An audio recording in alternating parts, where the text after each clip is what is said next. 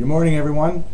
Let's see, this is Thursday, I believe, which makes it day 10. Well, into the second week of Freedom Walk 2010, heading up towards Washington. Right now, I'm skirting around Chattanooga. Walked through Chattanooga yesterday, and making pretty good time. Walking pretty hard. Last night I was able to duck into a little motel along the way and kind of get myself cleaned up, shaved up a little bit, and took a shower. Was able to soak my legs and my feet and kind of get just rested up and try to stay healthy. That's the main thing.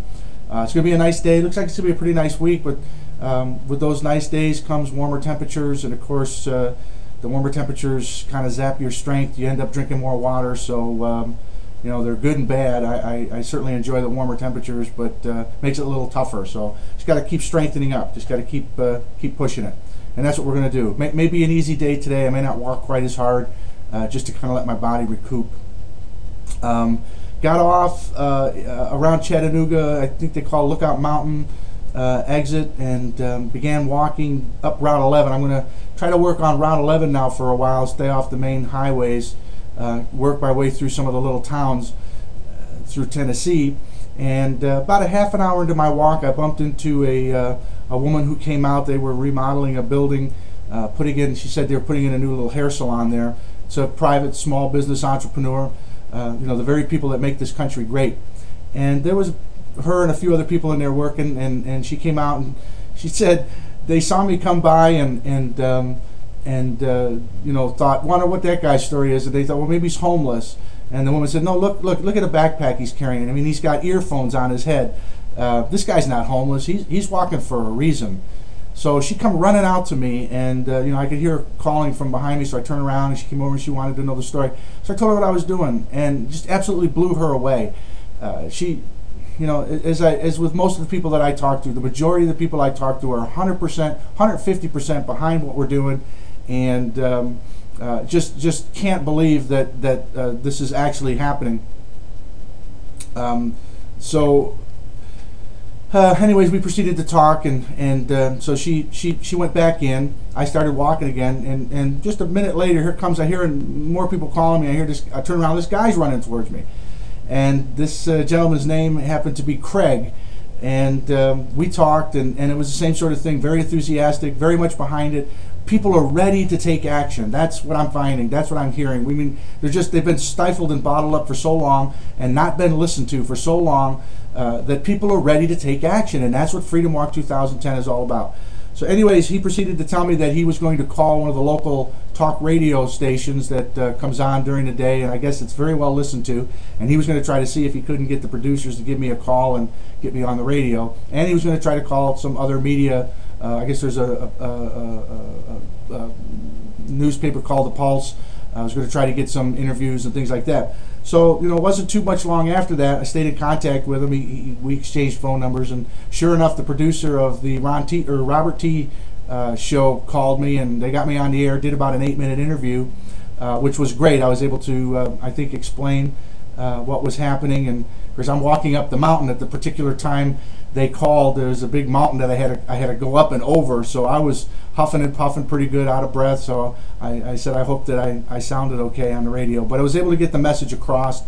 And then a little bit later in the day, I get a call from the local affiliate for ABC News, and they did a short segment on what we're doing, Freedom Walk 2010. So starting to pick up a little bit of press, and I thank Craig for all that, for the work that he's done, and just, you know, that's what this is going to be all about. It's going to be about people like Craig and people like you who are not going to forget what we're doing. Don't forget that we're out here doing this.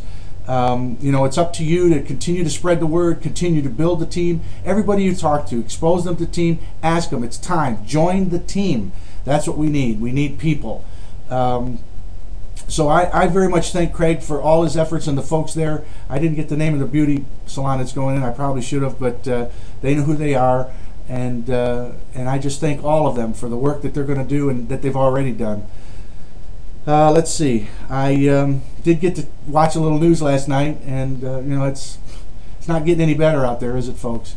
Now we got Harry Waxman going after our big corporations, Boeing, I know they listed a whole bunch of them, that have now gotten to see this miracle package that they said we'd be so happy with once it came out, and after they passed it, now these big corporations are really realizing that they're going to be hit for millions, and in one case that I know of, $1 billion in taxes to pay for this. And they're going, whoa, wait a minute, hold on, hold the phone. So now Harry Waxman is essentially got a witch hunt going. He's going to try to haul all these people up who have come out and said this up in front of his monkey court up there, and try to make fools out of them and vilify him again. And here, all the while, they would not let anybody see what was in this package. They rammed it through. They did it illegally behind closed doors. Now that people are seeing it, they're complaining, and now they're going to vilify him and try to fry him for coming out with it. And from what I understand, they have to disclose this information. So this whole circus is getting worse and worse and worse. And what I'm asking America to do is, again, I say all the time, count the cost of what our sacrifice is going to have to be to stop this, but realize that now small business and large business together are going to have to join together to defeat this administration and this nightmare that we've got in Washington, D.C. I mean, this cannot go on, folks. We have got to ramp up the heat, and we've got to turn this thing around. I also was watching a number of the news articles talking about attorney generals that are going to try to repeal, and states that are going to try to repeal, and politicians. But this is going to take a long time, and by the time we perhaps get to that point, if we can actually do anything about it, it's going to have well entangled itself into our society, and it's going to be a nightmare. I absolutely believe that the power of we the people can stop this immediately. We have just got to pull up our bootstraps, recognize that it's going to be a sacrifice, put our voices and our shoulders together. When we get into Washington, give them the ultimatum and say, we are not going to allow you to tear down our businesses. We are tired of you trying to discredit and dismantle capitalism in this country, and we're not going to stand for it. And until you repeal this legislation, America goes on excuse me, America goes on strike. That's what has to happen. The power lies within we the people. We don't have to wait till 2010. We don't have to wait till 2012. We don't have to wait. We can stop this now. The power is we the people. Our forefathers gave us the position of boss. In the Constitution, it's we the people, of the people, by the people, for the people. We are in control, or at least we're supposed to be in control. The problem is Americans say that, yeah, it's government by the people, but I don't think we believe it anymore, because we're not acting like the boss. We're acting like the servants. We're acting like the slaves. And they're up there saying anything they want to say about us. You hear how they trash the Tea Parties.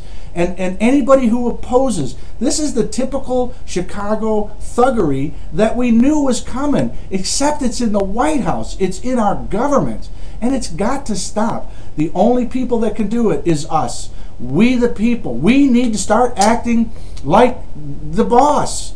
We got to stop cowering down and realize that when we put our voices together, the power lies with us, and we can stop this.